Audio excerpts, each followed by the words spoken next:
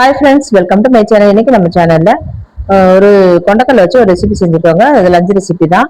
அதுக்கு வந்து நான் ஒரு குக்கர் எடுத்திருக்கேன். குக்கர்ல கொஞ்சம் எண்ணெய் சேர்த்துட்டு ஹோல் கரம் மசாலா போட்டிருக்கேன். பிரியாணி இலை, பட்டை, கிராம்பு, ஒரு ஏலக்காய் போட்டு கொஞ்சம் சோம்பு போட்டு பொரிஞ்சதுக்கு அப்புறம் நான் வந்து வெங்காயம் இந்த மாதிரி கட் பண்ணி எடுத்து வச்சிருக்கேன். ஒரு வெங்காயத்தை கட் பண்ணி இதில் நம்ம சேர்த்துக்கிறோம்.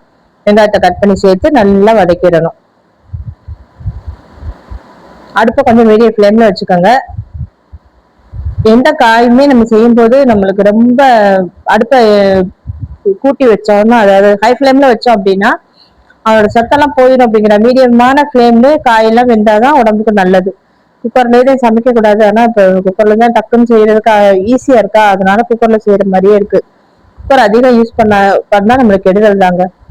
வெங்காயம் நல்லா வதங்கினதுக்கு அப்புறம் நல்லா மீடியம் சைஸ் தக்காளி 2 தக்காளி எடுத்திருக்கேன். 2 தக்காளி எடுத்து அதையும் அதுல போட்டு நம்ம அந்த எண்ணெயிலேயே நம்ம நல்லா வதக்கிக்கணும்.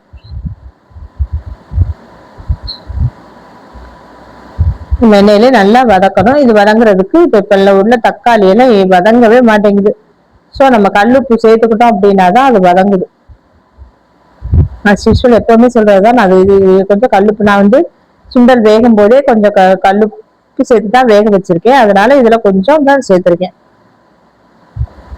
ஏன்னா நம்ம அதுல உப்பு போட்டு வேக வச்சிருக்கோம். இதுல நம்ம கூட போட்டுட்டோம்னா உப்பு கூட வந்துடும்.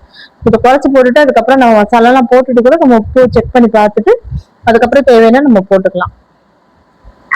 இதெல்லாம் நம்ம தான் கொஞ்சம் ஞாபகமா வச்சு செய்யும் போது அது சாப்பாடு என்ன டிஷ் செஞ்சாலும் அது வந்து கரெக்டா உப்பு வந்து கூடிடாம கரெக்டா இருக்கும்.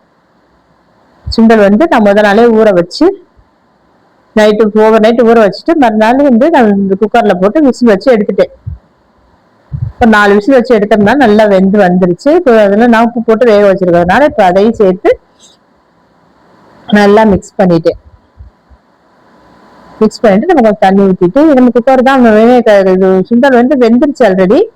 நம்ம மசாலாலாம் சேர்த்து சும்மா ஒரு விசில் 2 விசில் வச்சு எடுத்தாலே போதும். அதுக்காக தான்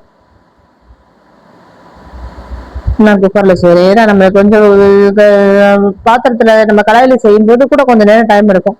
இதுனா நம்ம சட்னி செஞ்சு முடிச்சிடலாம். கொஞ்சம் மஞ்சத்தூள் சேர்த்துட்டு ஒரு 2 ஸ்பூன் அளவுக்கு மிளகாத்தூள் தாராளமா சேர்த்துக்கலாம். ஏன்னா நம்ம வந்து குருமா மாதிரி தேங்காய் ஊற்றத்தான் போறோம். அதனால வந்துட்டு மிளகா வந்து நம்ம 2 ஸ்பூன் சேர்த்தாலும் அப்படி ஒன்றும் காரம் தெரியாது. ஒரு 4 ஸ்பூன் வந்து அளவுக்கு மல்லித்தூள் நம்ம சேர்த்துக்கலாம்.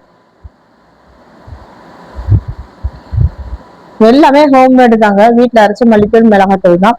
அதனால நம்ம தாராளமா 4ல இருந்து 5 ஸ்பூன் வரைக்கும் கூட சேர்த்துக்கலாம். நம்மளுக்கு குழம்பு நல்லா திக்கா வேணும் அப்படின்னா 5 ஸ்பூன் சேர்த்துக்கலாம். சின்ன ஸ்பூன் தான் நான் அதுல எல்லாம் போட்டிருக்கேன். டீஸ்பூன் தான் போட்டிருக்கேன்.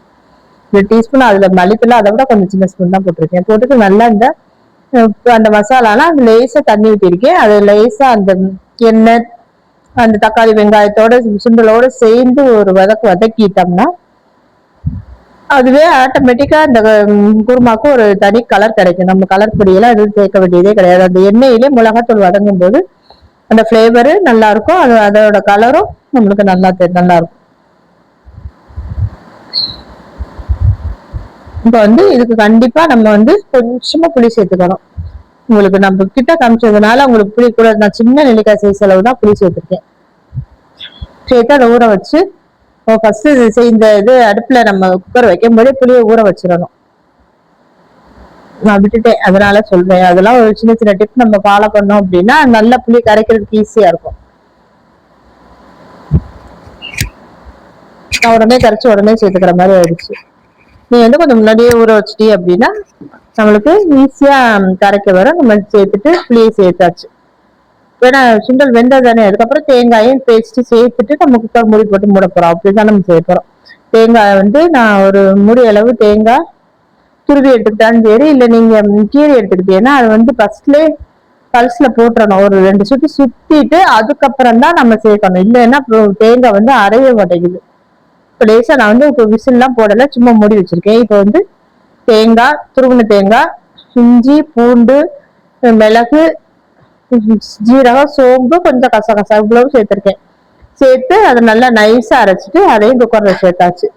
சேர்த்துட்டு இப்போ மிக்சி ஜார் அரைச்சி நம்ம தண்ணி சேர்த்துக்கலாம். இந்த குக்கர்ல வைக்கிறோங்கிறதுனால தண்ணி வந்து நம்ம குழம்பு பாத்திரத்துல செய்யும்போது கடாயில செய்யும்போது கூடவே நம்ம செஞ்சுக்கலாம். ஒன்றும் தப்பு இல்லை, தண்ணி ஊற்றிக்கலாம். இப்போ இதுல குக்கர்ல செய்யும்போது தண்ணியை கொஞ்சம் பார்த்துதான் ஊற்றணும். ரொம்ப ஊற்றுறோம்னா பொங்கி அவ்வளவும் மசாலாலாம் கீழே போயிடும். அதனால அளவா தண்ணி ஊற்றிட்டு அதுக்கப்புறம் நம்ம குக்கர் ஓப்பன் பண்ணிட்டு கூட தேவைன்னா தண்ணி ஊற்றி ஒரு கொதிக்க வச்சுக்கலாம். அவ்வளவுதாங்க. எல்லாம் ஊற்றி வச்சு மிக்ஸி ஜாரையும் கழுவி ஊத்திட்டு இந்த இடத்துல உப்பு செக் பண்ணிடுங்க. கண்டிப்பா உப்பு செக் பண்ணிடுங்க. உப்பு செக் பண்ணிட்டு நம்ம க்ளோஸ் பண்ணி மூடி போட்டு மூடி கரெக்டா ஒரு விசில் அல்லது 2 விசில் வச்சா போதும். 2 விசில் வச்சிருங்க. 2 விசில் வச்சாலே நம்மளுக்கு சூப்பரா மசாலாலாம் அதுல ஒண்ணு சேர்ந்து வந்துடும். இஞ்சி பூண்டு பேஸ்ட் நம்ம தக்காளி வெங்காயம் வதங்கும் போதே நம்ம போடத்தான் வேணும். இஞ்சி பூண்டு பேஸ்ட் அரைச்சு வச்சிருந்தோம்னா நம்ம அப்படியே போட்டுக்கலாம். நான் அரைக்காதனால தேங்காயோட சேர்த்து அரைச்சு போட்டுட்டேன். அரைச்சது இருந்துச்சுன்னா அந்த இடத்துல போட்டு இந்த இடத்துல ஸ்கிப் பண்ணிக்கோங்க. கடைசியில மல்லித்தலை கருவேப்பிலை எல்லாத்தையுமே நம்ம இதுல தூவிட்டு குக்கரை மூடி போட்டு மூடி கரெக்டா 2 விசில் வச்சு எடுத்துக்க போறோம். எடுத்துட்டு நம்ம பார்ப்போம். இவ்வளவுதாங்க. இந்த குருமா இட்லி தோசை அதுக்கும் நல்ல காம்பினேஷனா இருக்கும். சாப்பாட்டுக்கும் செம்மையா இருக்கும். பாருங்க குக்கர் திறந்துட்டு எப்படி வெந்திருக்கு பாருங்க. நல்லா எண்ணெய் பிரிஞ்சு வந்திருக்கு. இந்த இடத்துல இன்னும் கொஞ்சம் கூட நம்ம மல்லித்தலை தூவி நம்ம இறக்கிக்கலாம். சூப்பரான கொண்டக்கடலை குருமா ரெடி ஆயிடுச்சு பாருங்க. அப்படியே கறி சுவையில செம்ம டேஸ்டா இருக்குங்க. டக்குன்னு வச்சு நம்ம இறக்கிடலாம். இப்ப இந்த அளவுக்கு உங்களுக்கு திக்னஸ் கண்டிப்பா வேணும் தானே. இன்னும் உங்களுக்கு தண்ணியா வேணும்னா நீங்க இன்னும் கொஞ்சம் சுடுதண்ணி கூட ஊத்தி சுடுதண்ணி ஊற்றுங்க. முடிஞ்ச வரைக்கும் நம்ம எந்த காய் இந்த குழம்பு இந்த இடத்துல சேர்த்துக்கிட்டாலும் சுடுதண்ணி ஊற்றி ஒரு கொதிக்க வச்சுக்கிட்டோம்னா இன்னும் கொஞ்சம் தண்ணியா கிடைக்கும். நான் இப்படி வச்சுட்டேன். எங்க வீட்டுல இந்த மாதிரி இருந்தா தான் எல்லாருக்கும் ரொம்ப பிரியமா சாப்பிடுவாங்க. அதனால இந்த அளவுக்கு வச்சுட்டேன். அவ்வளவுதாங்க. சூப்பரான ஹெல்த்தியானதும் கூட ஹெல்த்தியான கொண்டக்கடலை குருமா ரெடி ஆயிடுச்சுங்க. இதே மெத்தட்ல நீங்களும் செஞ்சு பாருங்க. நம்ம அடுத்த வீடியோல சந்திப்போம். தேங்க்யூ.